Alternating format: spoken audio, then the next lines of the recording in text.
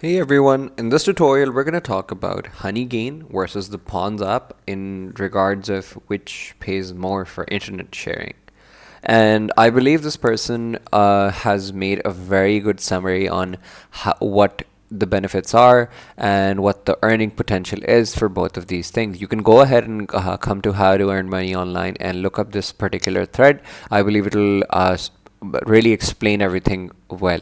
Now, if you want to jump straight to the comparison and the recommendation, this person has that summarized here as well, and I'm just going to go over it. So basically, Honeygain and Pawn app basically have the same methodology and the same workings. However, there's just slight differences, and you can go towards something that you believe or you think is best for you.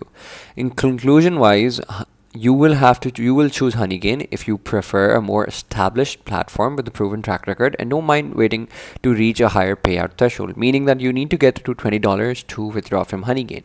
And it might be more suitable for you to, if you're a patient person, to opt for Honeygain. Now it's going to be something more stable and you can get direct payouts, so it will be more, I guess, better for you if you're a patient person.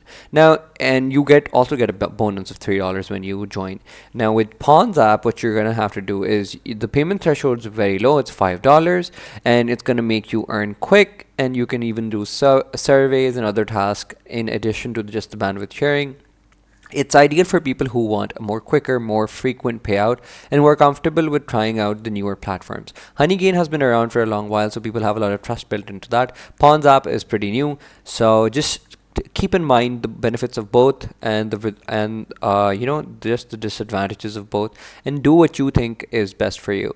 But this is an apples to apples, I'd say, a brief comparison. If you want to go through the entire comparison, I'd recommend reading this thread entirely.